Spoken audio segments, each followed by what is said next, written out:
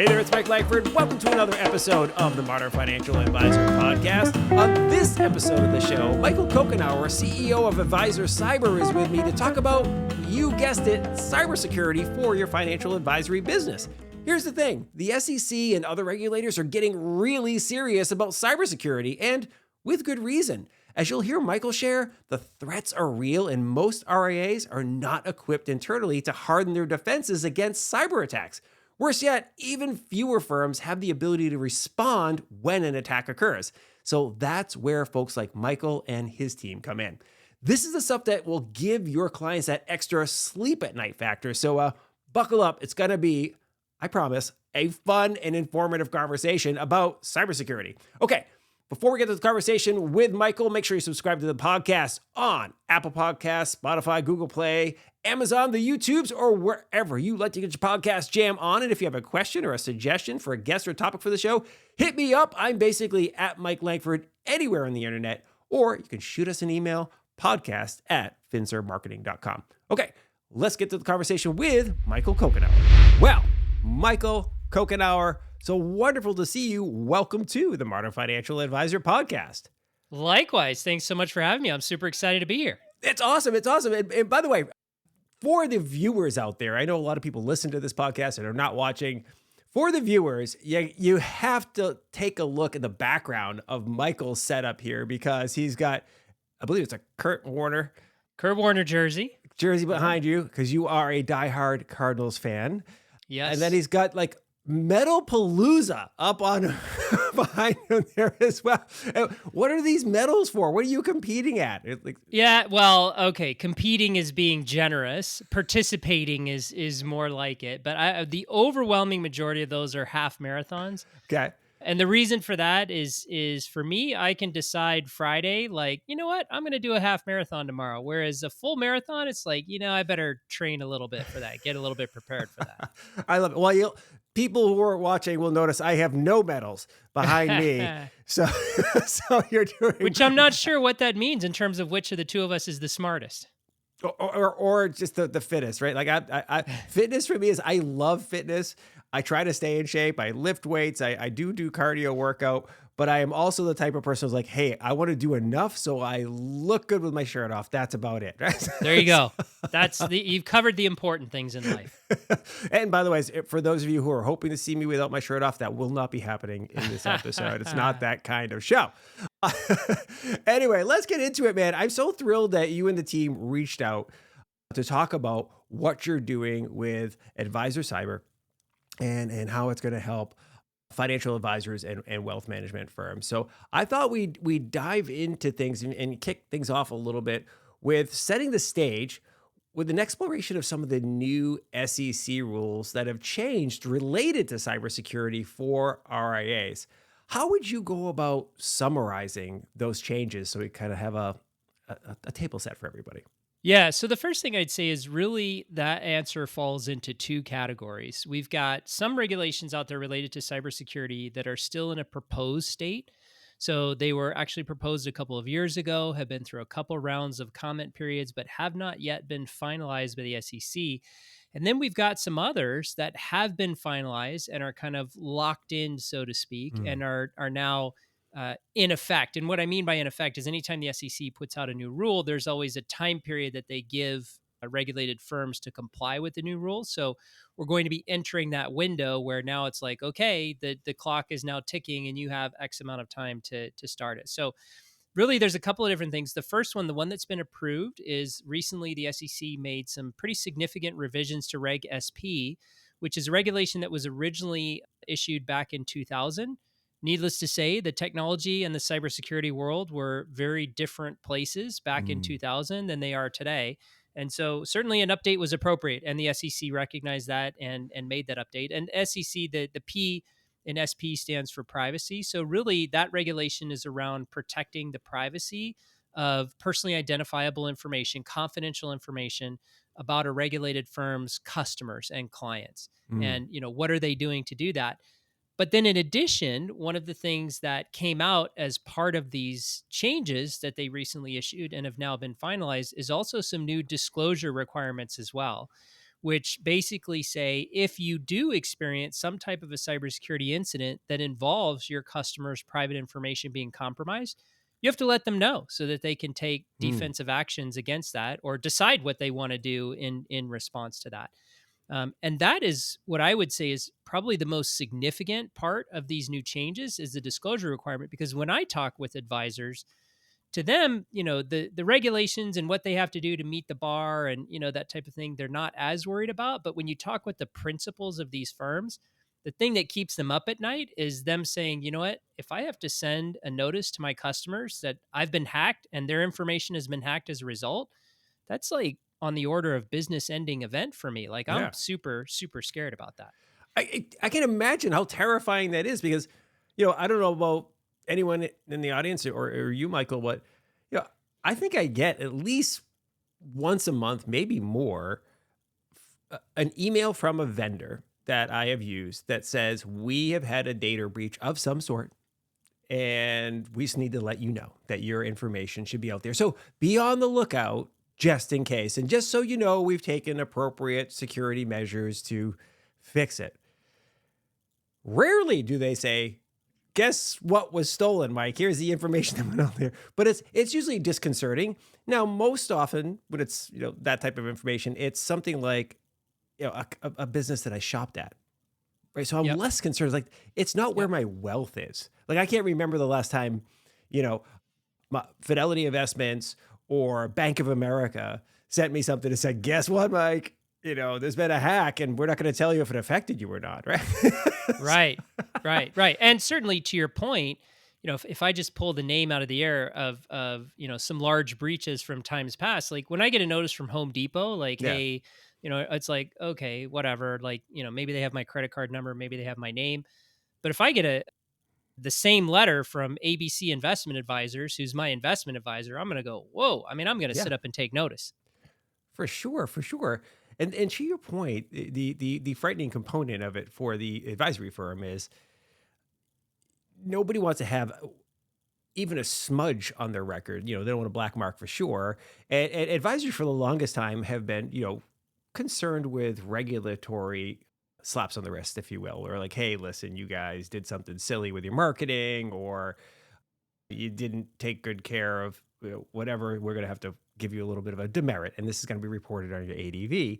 And there's kind of a little bit of like, it's frightening, but for the most part, most clients don't go to advisor check and go looking for things that happen on the ADV.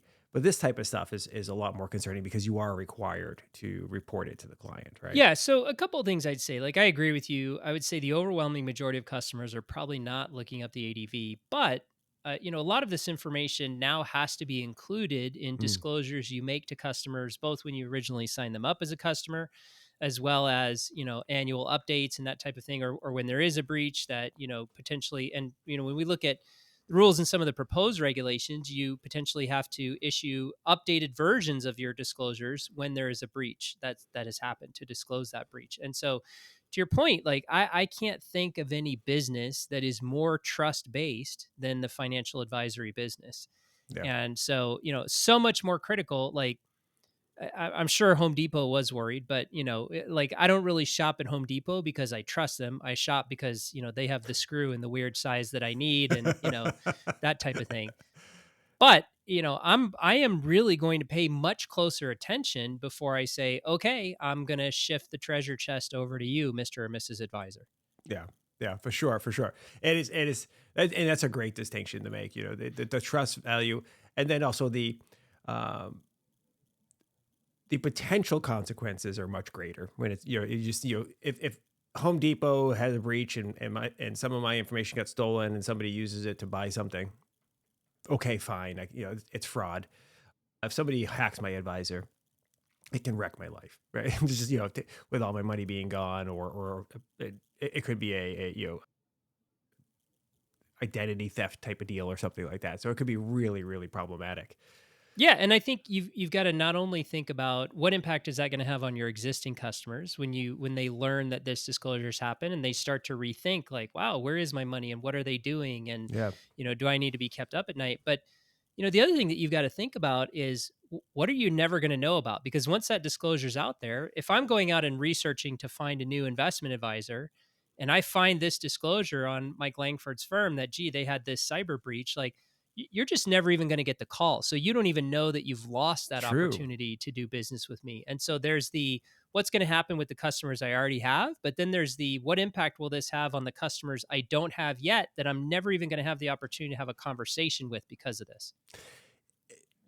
Hugely valid point. It is because it's one of the things that I've said many times over the years is rarely do people come to a financial advisor's website. I mean, there's some, but the number one time they're going to come to your website is for validation. So they've met you at a cocktail party or whatever, or some other marketing event has brought them to consider you for their wealth management firm. They're going to go to your website and check you out just to make sure everything is on the up and up, that you are who you say you are. What else can I learn about the firm? They want to feel comfortable because they're about to bring their life savings to you to manage, right? And you're going to be part of their family's future going forward.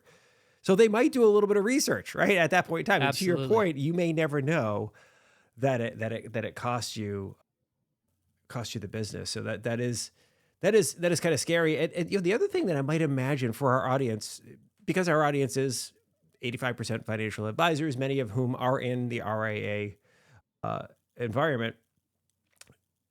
RIAs particularly should be somewhat nervous about this because they are independent. They are smaller firms and they are competing with large firms.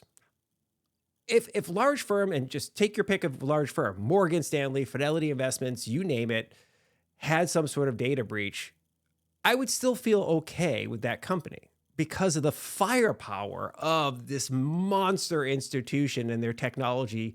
I mean, these companies spend $1 billion a year probably on their technology infrastructure. So if I'm a small firm, which has, maybe I have a couple of $1 billion AUM, but my team's still relatively small, I'm concerned about how that could impact me. And of course, clients might be concerned as well. How are you going to handle it? So that brings us to you and Advisor Cyber. So Advisor Cyber is a relatively new venture for you, and you've been in this business for a while. So it's not like you just woke up one day and decided, hey, I'm going to be in the tech space or the security Right. space. Let's dive into it. Why did you decide to launch Advisor Cyber? What was behind it? Because you had a going business. Why this one now? Yeah, great question. And still have an ongoing business. So I Yeah. started a managed services company, so kind of a traditional IT company about 27 years ago now. That business still runs today, successful business, growing, all that kind of stuff. So, but that's just a kind of a general IT business. Mhm. And that business did have some level of focus on financial advisors, but also focused on lots of other. I mean, the focus was more generic, small and mid-sized businesses, of which financial advisors fit that mold. But a couple of years ago, I started looking at a couple of things. Number one is the SEC's increasing focus on cybersecurity generally. And certainly that is exhibited by the fact that they propose these regulations that I talked about earlier a couple of years ago and been through a couple comment periods, all that sort of thing. But also the fact that, most people in this space know that every year the SEC puts out a list of examination priorities and they say, Mm. okay, for the next year, when we're examining RIAs, these are the issues that we're focused on. This is what has our attention right now. And since the inception of them putting out that memo, which has been roughly 10 years now, they put it out every year for about 10 years now, cybersecurity has been on the list, Yeah. unwavering, like every single year that it's been there. And so, they're exhibiting this increased focus, like they are from, the SEC it's funny. You always listen to the SEC speakers and they're like, these views are my own, don't necessarily represent the views of the commission, yada, Yeah. yada, yada. So they have to be very careful about what they say kind of explicitly. But I think if you look at everything that they're doing in terms of what they're pursuing for regulatory agenda, what they're putting out in the world in terms of risk alerts, in terms of examination priorities, like I feel like they are jumping up and down and screaming, we are concerned about cybersecurity and we see this as a real risk to the investing community and we intend to address that. And so I saw that trend a couple of years ago. And the straw that broke the camel's back for me was this proposed cybersecurity regulation, which we're still waiting for finalization on. And I said, wow, this is an opportunity to really focus specifically on registered investment advisors, Mhm. focus specifically on what they're required by the regulatory agency to do, and provide them with a plug and play service that delivers that. Because as a chief compliance officer, cybersecurity and even technology generally is largely a black box. They're like, I don't understand it. I don't know what happens inside of there, et cetera. And so with these new regulations coming out, they're either faced with the choice of I've got to open up that black box and try to figure out what's going on inside, which Mm. quite frankly, with everything else the SEC's been doing from a regulatory standpoint the last couple of years, they're busy people to begin with. They don't really have the time to figure that out. And so the alternative is for a service like Advisor Cyber to come along and go, you know what, at least this slice of the pie, I'm just going to take off your plate. I'm going to handle that for you. I'm going to check all the boxes as they relate to cybersecurity. And I'm not just going to meet the regulatory requirements, but I am truly going to provide risk mitigation of being the victim of a cybersecurity attack. So there's a little analogy that I use to describe this, if you'll permit me. So Oh, yeah. a number of years ago, I had the very unfortunate experience of being a witness to a mass shooting event. There was a law firm on the third floor of our building. There was some type of dispute in there between the parties. One of the parties stormed out, went down to his vehicle, picked up a bunch of firearms, and went back to shoot everybody involved. Ended up right outside the window of the office where I sit as I do this podcast was where the shooting occurred. And Thank one goodness. person unfortunately lost their life. There were a couple of other people that were injured. I mean, horrific, horrific incident. And I was in the office that day, and I'm the guy in charge, which is a very scary position to be in. So I yelled at everybody to get on the ground. And then after the shooting happened, there's just eerie silence, and nobody's moving, and nothing's happening, and there's no sound. And I mean, I had employees under their desks crying. I mean, horrific time. And what seemed like an eternity was probably only about 5 minutes. One single uniformed police officer comes walking around the corner. And I'll never forget my reaction at that moment is I looked at him and I just kind of said, "Really? That's it? Like Hmm. where's the cavalry? Yeah. Where is the, and to be clear, I am very thankful for police officers. When my house gets robbed or I'm being attacked or Yeah. there's a fire, like I'm so thankful that I can call 911 and these guys will, or guys and gals will roll up regardless of the circumstances, run into the face of danger and save the day. And so I'm very, very thankful that they exist. But in that moment, I needed a little bit more than just a single uniformed police officer walking around with the handgun strapped to his belt.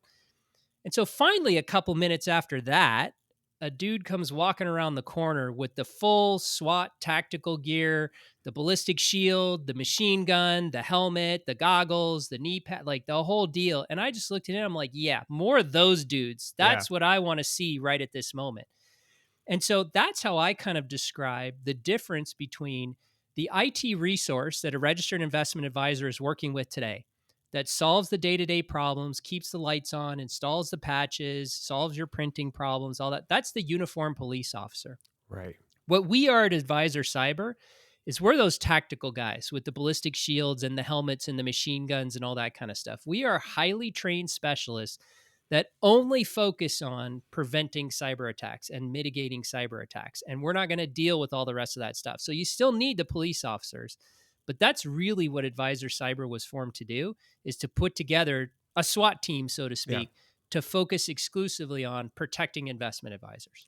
I tell you, as a somber of an, I guess, Yeah. experience that is, but the analogy is incredibly, well used, right? In that it paints a great picture, right? Of, hey,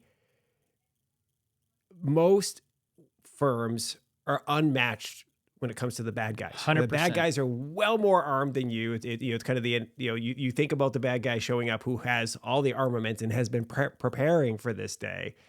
And if you aren't prepared, and you, or you, even if you think you're prepared because, you've read a few things, you're just not, right? Having somebody who is a specialist, who is an expert, who is a marksman, if you will, in these areas is really, really important.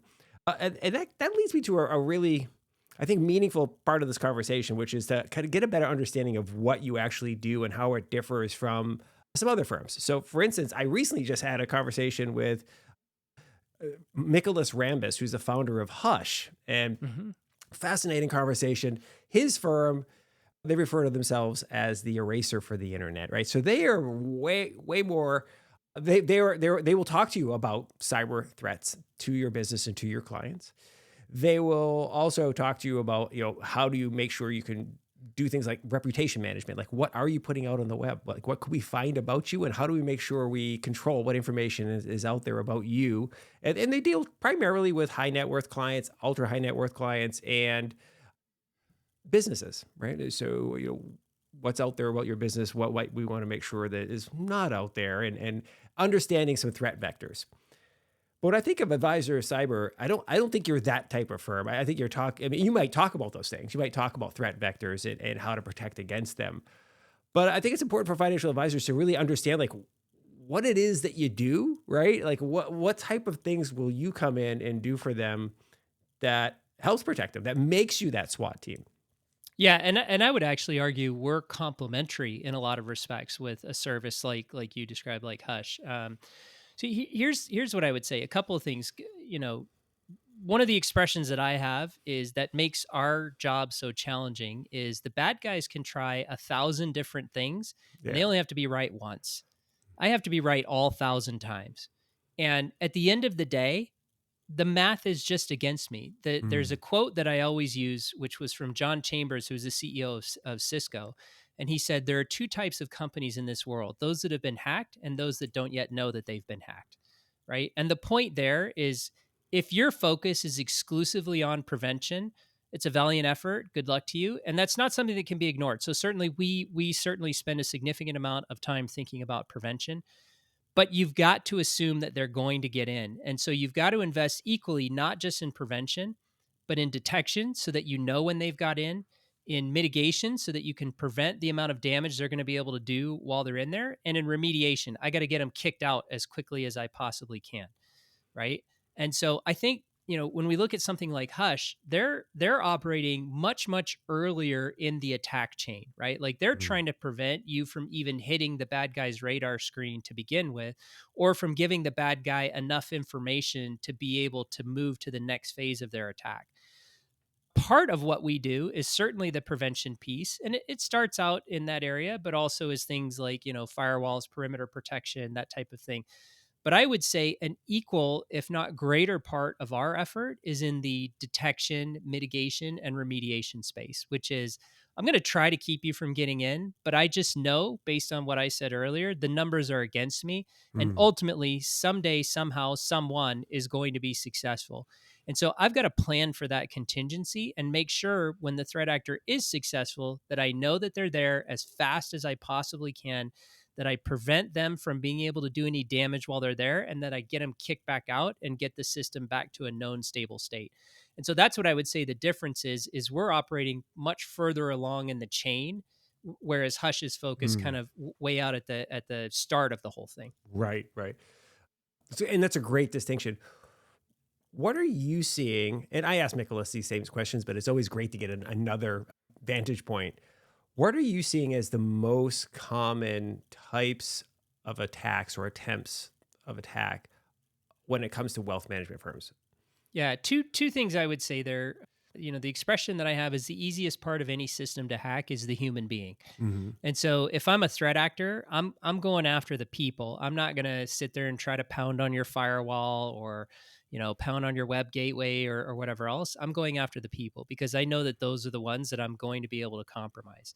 And so when we talk about what are we seeing from an attack standpoint, it's all the humans, and really most of where that comes into play is, email based compromise. So I'm going to Mm. get you to click on a link, download a file, open a Word document, a PDF, whatever, and I'm going to get you to take some type of action that's probably going to get you to, maybe download my bad guy tools, or maybe get you to give me your password so I can go to town, all sorts of things. So Yeah. that's what I would say is probably the most common vector that we're seeing, at least as a starting point. Now, once they get to that starting point, of course, there's a bunch of additional steps that they're going to do all kinds of additional damage and whatever else. But that's the most common starting point.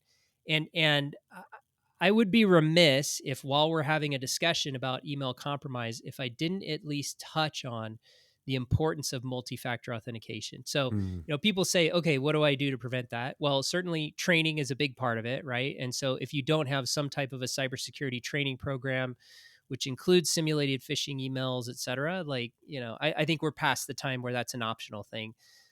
But more importantly, there was a study done by Microsoft. So one of the things that I do for fun is consume these threat reports. Ooh. So Verizon puts out a big threat report every year. Yeah. Microsoft put out a big one. CrowdStrike put out a big one. So I read through all these reports. And what was interesting is I read 4 reports recently: Microsoft, CrowdStrike, Verizon, and SonicWall. So all these massive players in the cybersecurity space. And what was interesting is there was a common theme across there's actually a handful of common themes across all the reports. Probably if you tied me up and said, okay, I need you to give me one takeaway from all 4 of these, like, what's the one Yeah. thing that they all said that was single most important thing?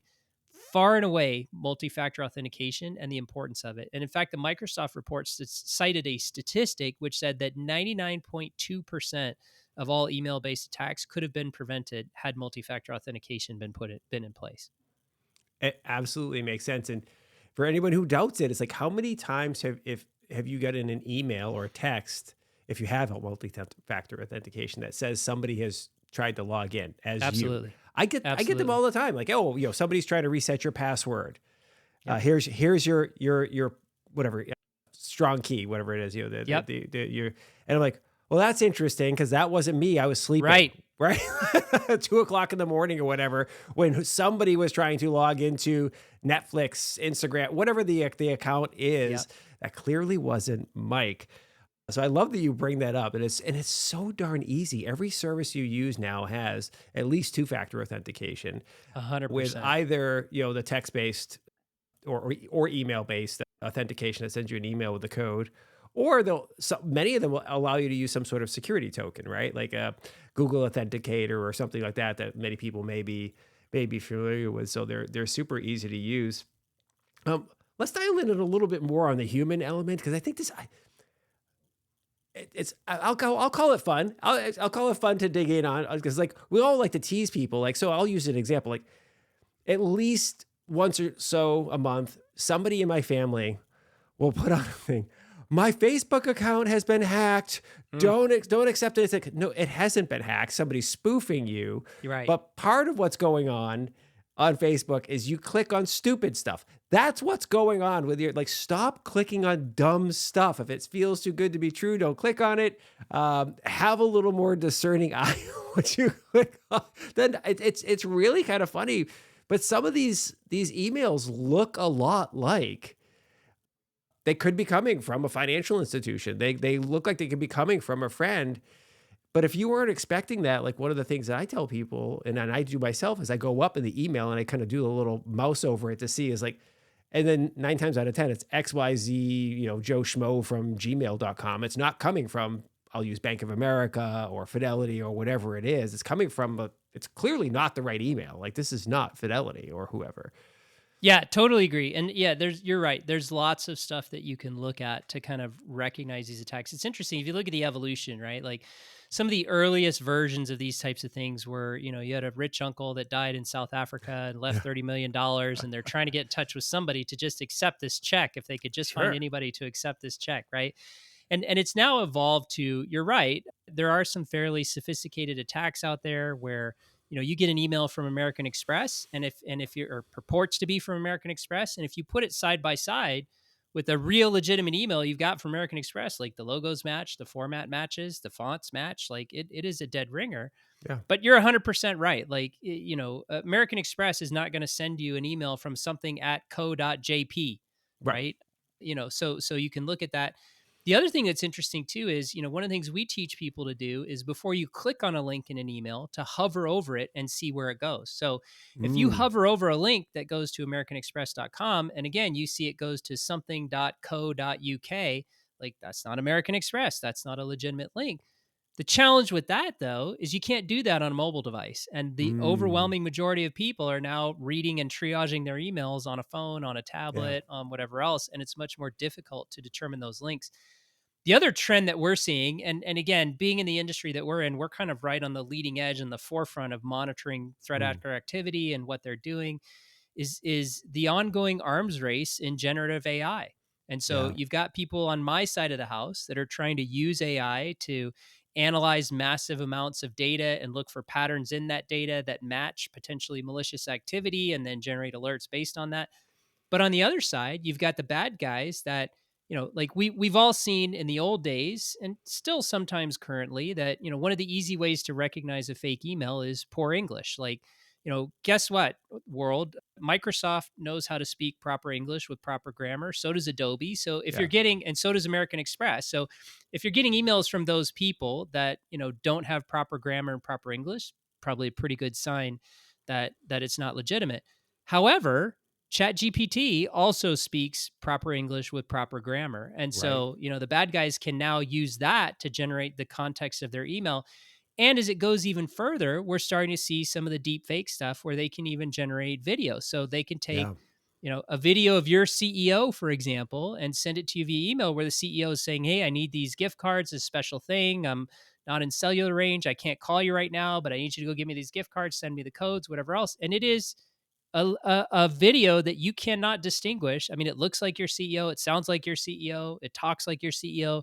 The lips move appropriately to match the video. And so, that's kind of where this arms race is going, is they're going to figure that stuff out and they're going to get better, where it's going to become harder and harder for a human being to detect the reals from the fakes. You know, that really brings up something that I've been thinking about because I've heard of these types of, attack vectors coming through just faking that they're the CEO or faking that they're the chief financial officer. And actually, I met with a startup here in Austin not too long ago who's developing a product specifically for venture capital firms because there's been many venture capital firms, I guess, who have been tricked into wiring money to the wrong account and like outgo millions of dollars to the wrong account, and it's just gone. It's as soon as it hits the account, it's out, and it was meant to go to a startup, right? So that's where they're starting is to try to bring their security system there. But I've thought of like, you remember that movie Hunt for Red October, Of course, right? Where Sean they Connery. Sean Connery and Denzel Washington, and they have to turn their key at the same Yes. time. You turn your key, and you both have to do it. And I think to myself, like, multi-factor authentication may also require multi-human authentication pretty soon, right? And for both of us to agree, this is not fake, this is so and so, but also some of it can be involving folks like yourself and Advisor Cyber at the early stages of things. So, for instance, it's not just the technology we install to try to identify fakes and identify bad actors that are attempting to get in or have gotten in and what to do if they have, but it's also talking about like, hey, CEO, if you're traveling and you need money to move, understand that if we can't verify that it's you, and I can't live talk to you and know that I'm calling your cell phone or whatever, and I can't verify it with another person, we're not moving the money. And I think there's probably very few situations in which that is like a life or death business situation where like we're going out of business if we don't move the money today, right? I think it might be a lot of frustration, it might be pain. A client might be mad if we erred on the side of caution, but I can't imagine an RIA situation in which like if we don't wire money immediately right now versus next week when the CEO is back in the office or in the United States, I just can't imagine a scenario where that. You get what I'm saying? Like, it feels like there's like a human element of like a process and a system element that's way more basic than technology. It's more like, hey, this type of stuff. You guys need to have these conversations before Yeah, things you move. you're spot on in terms of talking about it being basic. It's interesting when I do presentations on cybersecurity, a lot of times the first part of the presentation is talking about all the, things that bad guys do and all the ways that they can get you and all, and, so people are like freaked out by the end of it. And so they kind of go, "Okay, great. Well, what do I do? Like, you've just scared the living daylights out of me. So what do I Right. do about it?" And the last slide of my presentation is literally a photograph of an old fashioned payphone hanging on the wall. And it's like, you know what the cure for all this is? Pick up the telephone, Hmm. call the CEO and go, "Hey, did you just send me an email asking me to go buy $1,000 worth of gift cards?" And that literally will thwart any attack that's out there, is just pick up the telephone. Yeah. The one other thing that I think, would be a good idea to put out there just as a public service announcement is, because we do see a lot of that wire fraud that you're talking about, where, the bad guys will say, hey, like they'll impersonate a vendor of one of our customers, and they'll say, hey, we've updated our account, we need you to send, the payments to this new account instead. And, of course, that's a bad guy account, and that's how they get the money. Mm. One of the things that I'll put out there is the FBI actually has an incredibly impressive track record of recovering funds like that if you can get them involved very quickly. Mm. So within the first 24 to 36 hours, they've got an unbelievable team out of Quantico that can trace down wire transfers and items of that nature, and actually have a really good success rate at recovering those funds. So something for people to keep in mind. Again, that has nothing to do with me or with Advisor Cyber, but just Yeah. something to keep in mind is that, and again, they're not going to help you if PayPal'd somebody $20 that you didn't mean to. But if it's tens of thousands of dollars that you've just wired out of your company, and then you realize, when you talk to the CEO 30 minutes later, like, yeah, no, I didn't tell you to do that. Get law enforcement involved, and get them involved quickly, because Yeah. time is of the essence in recovering that stuff. Really, really smart advice. It's true. Like, move quick. Like, so people get embarrassed, and so Right. and they're shock. It's like, look, be embarrassed later. Right. Let's get Fix the money now. back first, then you can Fix be now. Then embarrassed. go be embarrassed. Have a few drinks. After you've reported the crime. One crime that seems to happen, and I don't know if this is in your wheelhouse or not, or if you've come across this and helped companies navigate fixing it, but it seems frequently in the news we hear about ransomware attacks.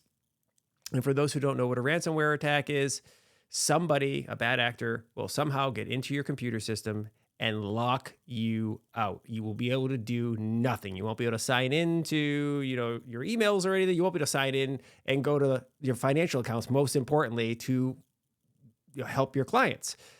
That is very problematic, right? I don't know of a case off the top of my head where that's actually happened at an RIA yet, but I imagine it's coming. Because they're attacking hospitals, they're attacking other infrastructure areas, and sometimes you hear about these ransomware stuff has happened and nobody's told anybody because they just pay it, get it over with, and work on fixing it.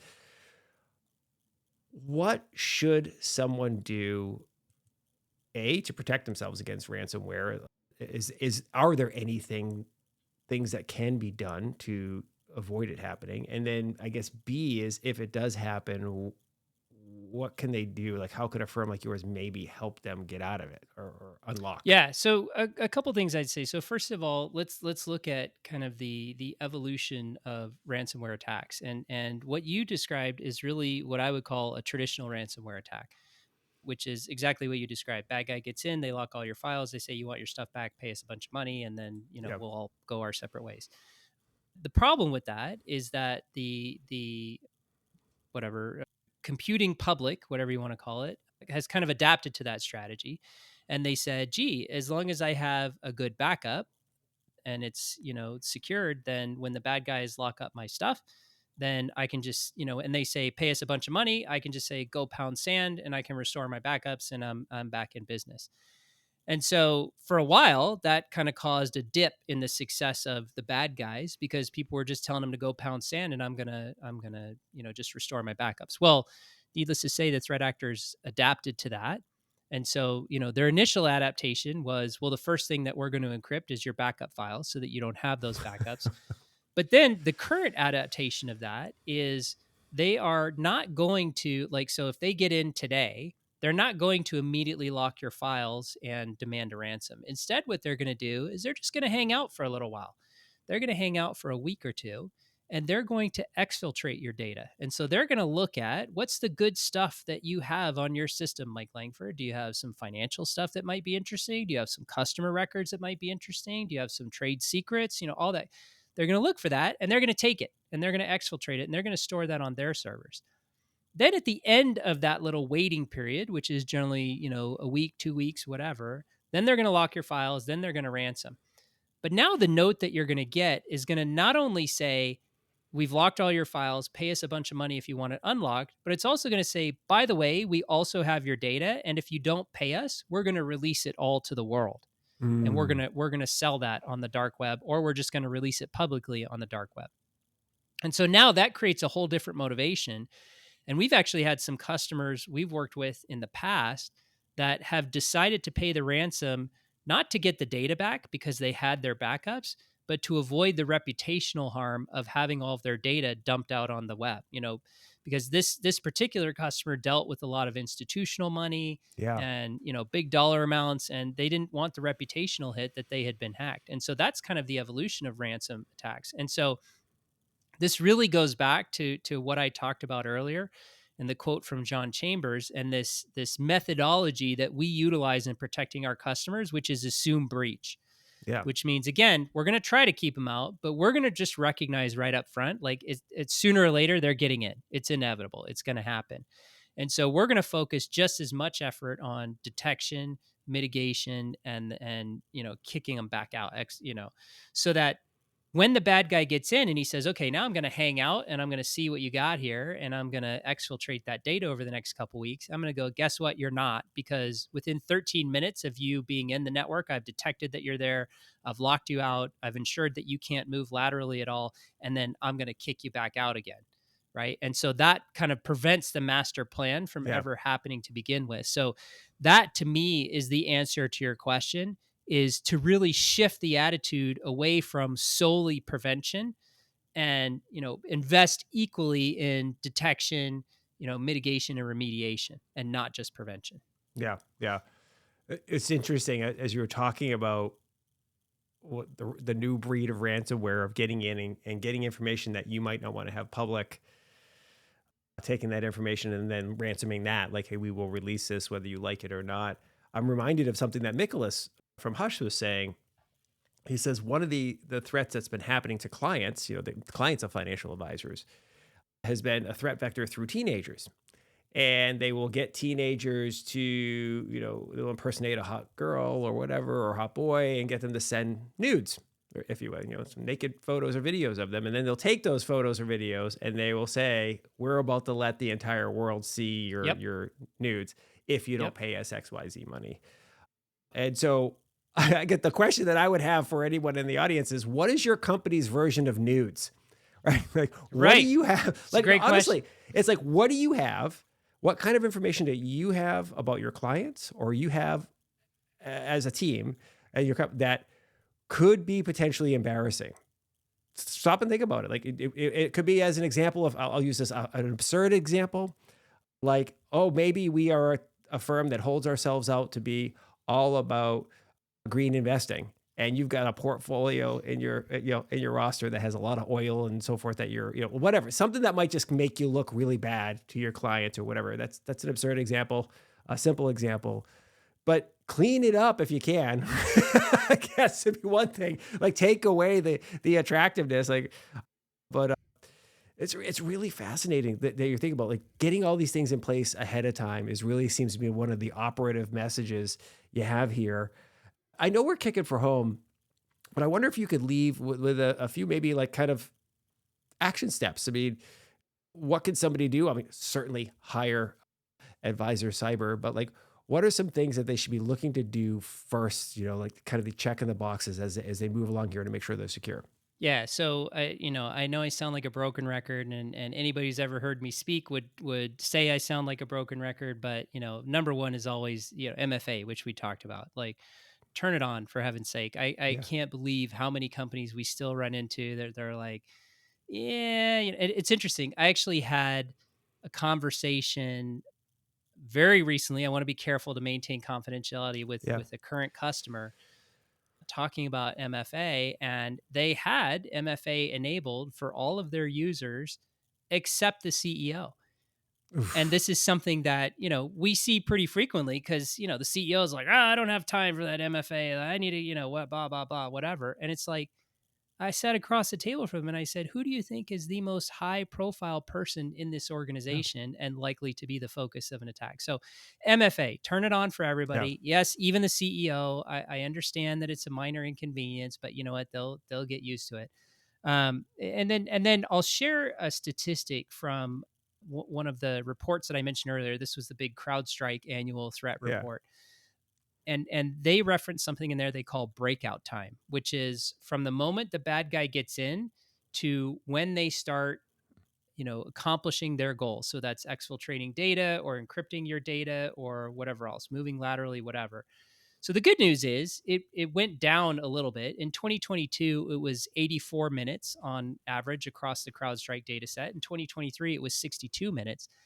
So basically, what that's telling you is from the moment the bad guy gets in, you got 62 minutes before they're doing damage, right? And so that really goes back to the analogy I talked about earlier is, the police officer versus the SWAT guy with the ballistic shield. The police officer, I don't know that they're going to make it in 62 minutes. I don't know that they're going to, detect, prevent, mitigate all those things that we talked about within 62 Right. minutes. So during that 62 minutes, you're at that moment that I was at during that incident where when that SWAT guy finally walked around the corner, I'm like, yes, that's the guy that Yeah. I want to see. During that 62 minutes, it's the advisor cyber, guy that you're going, yep, that's the guy that I want to see during this 62 minutes. And so that's kind of the second theme when you talk about what can people do. Shift your mindset. Remember that quote from John Chambers: two types of companies, those that have been hacked and those that don't yet know it, right? And shift your mindset. You can't just focus on prevention. You're going to lose that battle. Yeah. I wonder, this is just me nerding out. I'm just curious. Does part of that solution, the SWAT team, involve like you effectively push a button and everybody is immediately logged out of the system? Like everybody's kicked out? Because it feels like it's kind of like shutting the doors, right? Like nobody gets out, nobody gets in right now. We're locking it down. You know what I mean? Like, boom. It's actually, we go even a little further than that. It's beyond just logging them out of the system. We actually have the ability, using the tools that we utilize with our customers, to isolate each individual computer.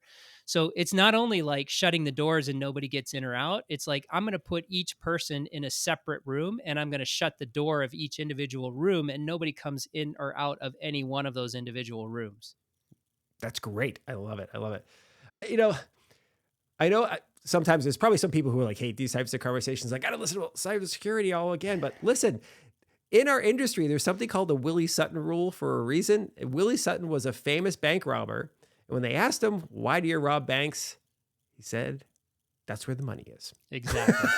Right? Exactly. And financial advisors, guess what? You are where the money is. Even if it's not your money, you got an RIA that has a few $1 billion AUM. That's a lot of money to have access to, right?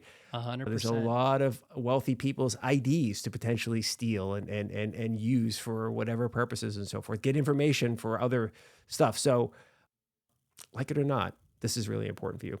Well, Michael, this has been fantastic. I'm sure people are going to want to learn more and connect with you. Advisorcyber.com. You got it. And it's advisor with an ER using the SEC spell. I was looking at one of the news groups that I'm a member of, and they were having this big debate over ER versus OR. And I think the final conclusion was most people voted for ER, but it's advisor with an ER, advisorcyber.com. We will make sure we have that linked. If you can buy the advisor OR domain as well, get that in there. Go buy it. But if you don't have it, that's fine. We'll have you linked up in the show notes on this. I assume you're also active on LinkedIn and other places. Where else can people find you, follow along, and learn more? Yeah, definitely LinkedIn is a great place. We're also on Twitter as well. So, and Twitter is where I'm a self-described SEC junkie. So I follow everything that they do and read it. Yeah. Like I was joking with somebody. I had a very long international flight a couple days ago, and I spent a significant amount of that flight reading the 300-page finalized Reg SP from the SEC, because that's just how I roll. So Twitter is where I put out a lot more of the real-time stuff, like, hey, the SEC just announced this, or this is the deadline for this, or this is coming down the pipe, or here's this new attack that's out there. So both Twitter and LinkedIn are good places. Fantastic. Well, Michael Kokenauer, fantastic having you on the show. Thank you, sir. Thanks very much. Enjoyed it a ton.